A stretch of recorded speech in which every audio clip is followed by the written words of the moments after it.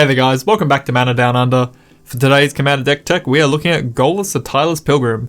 Now I'm pretty sure when this guy came out during Core Set 2020 spoilers, I fangirled all over this card. I love the artwork. I think it reminds me a bit of Scotland environment in there.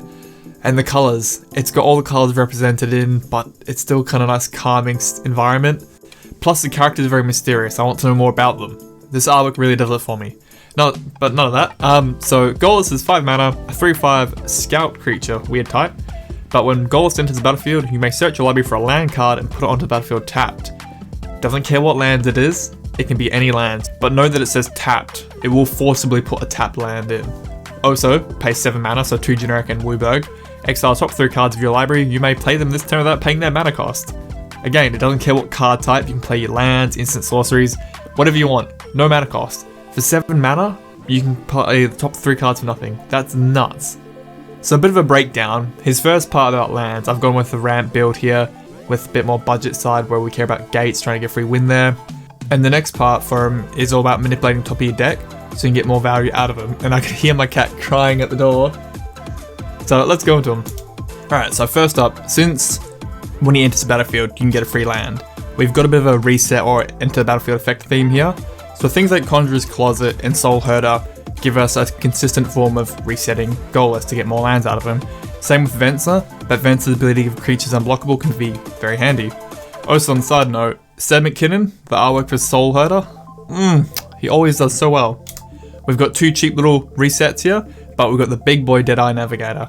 So when they're paired together, for 2 mana you can reset the creature. With Golos, that's 2 mana, fetch a land pretty much. So if you're going for the gate win, which we are in this deck, we'll get there very quickly. And of course we put Panharmonicon in here because it's technically an enter battlefield effect, and we do have a few other creatures that do this too, they care about this. And landfalls are pretty well supported mechanic with this commander. So Bailiff, Omnath, and Adventurous Zendikar can all bring a army to the board, while Obnixilis can get really big and start hemorrhaging your opponents. I've got Retreat to Coral Helm here because of the Scry effect mainly. That is really handy to manipulate the top of your deck for your commander. You're just getting a better top 3, increasing your results for hitting more value with your commander's effect. Now leading into that deck manipulation, I've got a few cantrips here. My personal favourite is Mystic Speculation because of the buyback being built into it, you can keep recurring it. But Scry 3 is the magic number. The fact that your commander cares about top 3, Scrying 3 lets you evaluate, are these cards going to be good enough for what I want?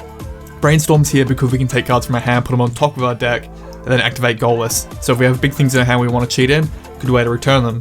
Preordain is better than Serum Vengeance because we can scry, then we can draw, so we can try and set up things.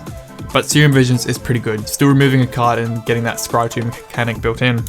Scroll Rack is getting very expensive, I think it's like $60 now for the Tempest printing, so maybe go gold border ones, but in this deck it's so strong. Being able to switch your hand around with the top of your deck, you can put things back that you don't want to have in your hand, you can cheat them in with your commander. I've got Course of Kruphix and Future Sight here, because they're good ways to thin and remove the top of the deck or things we don't want to use for our commander. So if it's lands on top of your deck, you can play them out, or if you've got cheap little cantrips, burn them off and then activate your commander. Good way to skim the top of your deck. And tutoring, any tutor mechanic that puts on top of your deck can be very dumb with Golos. So Bringer of the Black Dawn has a benefit, we can pay 1 of each colour rather than 9 mana, which in this deck is actually very easy. And each upkeep we can pay 2 life to tutor for anything, put on top of our deck. And then Golos, we can spam that 7 mana and just start playing him for free. Same idea with Mystical Tutor and Worldly Tutor. Puts anything we want on top of our deck. With Mystical Tutor, a totally viable game plan is extra turn spells. And you can try and chain them together if you want to be really cheeky and try and hit as many as you can. Worldly Tutor, we've got a lot of good value creatures in here, that's why it's here.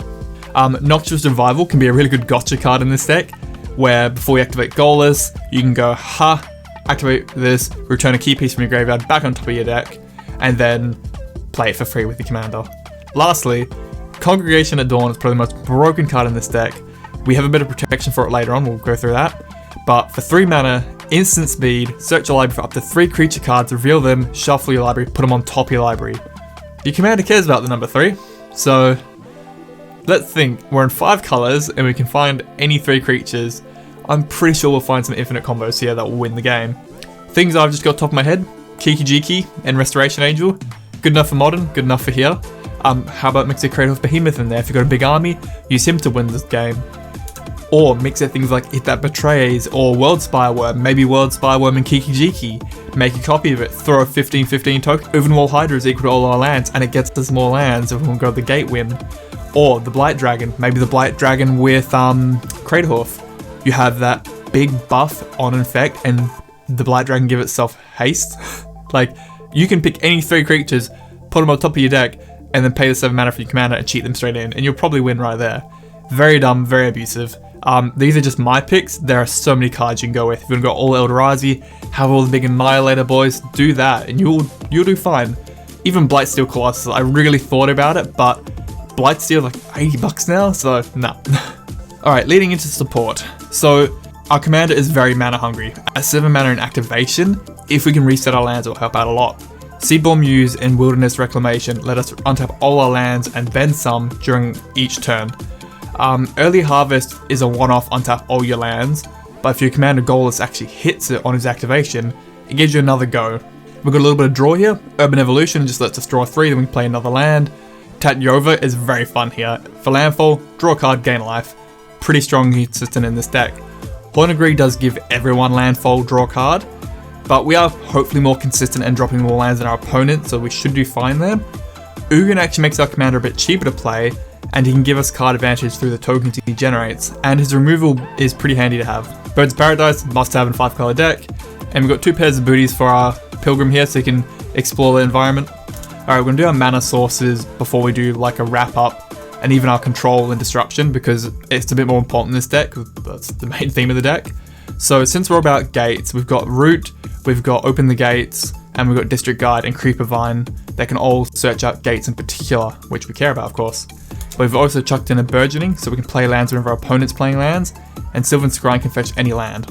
As for the mana rocks, Chromatic Lantern is a must-have in this deck, while Thran, Dynamo and Sol Ring can produce 5 colorless mana, which happens to be our commander, so it gets us there pretty early on.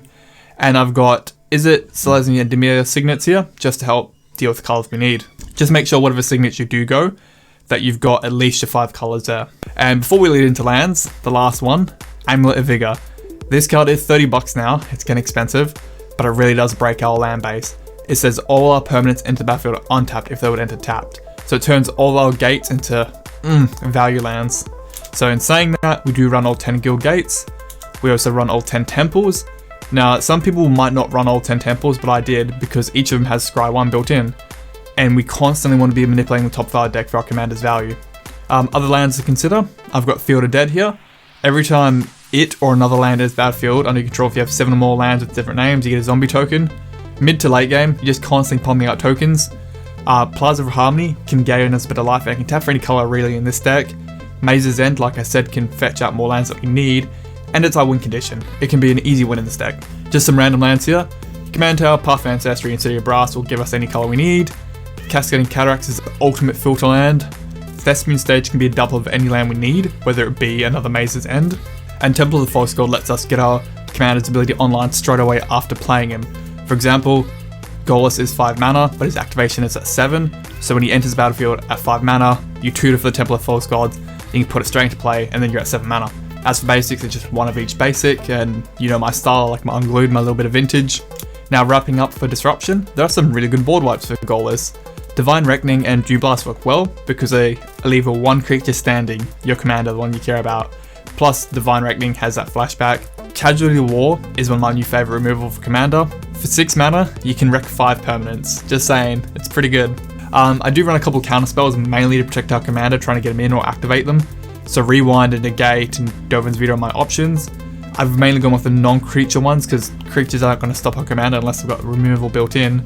And Rewind for that untap ability. Untapping 4 lands can nearly pay for your commander's ability again. For more direct removal, Putrefy and Mortify are catch-all for most things. Anguish Unmaking and Vindicate just hit everything we don't want to deal with. Alright, and that's my build for Goalless. It's a little bit on the budget side, because some commanders lately have been getting expensive. The guild gate's always fun, they make your mana base really affordable, thank god. And it's consistent still, you can tutor out any color you need very easily. The temples aren't too expensive right now, they're $1, $2 each at most, and they're about to get reprinted again in core set. So I think they're viable for the deck. Scry is a strong theme here because we're trying to manipulate the top of our deck and keep it in our favour for our commander. Yeah, there are so many different ways to build Goalless too. I'm seeing a lot of people building real tryhard sweat builds. People are doing all fetches, all shocks, Crucible of Worlds, and they're playing everything from the graveyard, and they're thinning down their decks so quickly. They're even running the New Horizon lands for all that extra draw. Again, Crucible of Worlds brings it back and draw more. You can go a real sweaty lands mana deck and be very effective. This deck is not that level competitive by any means, but it's still decent. He will get there. So let me know about your Goalless builds. How are you guys going with them? Alright, have a good one, guys. Catch ya. Alrighty, it's that time of the video. We can do a bit of a shameless plug. So thank you for watching, guys. If you enjoyed it, please sub and like. It really does help the channel's analytics out a lot. Maybe consider joining me on my other social platforms, where you can talk about anything and everything Magic related. And special thank you to our patrons. They make the channel what it is. These guys are the building blocks for Mana Down Under. They support the channel in many ways. And if you'd be interested in supporting the channel, links are down below and at the end of the video. Thank you, guys.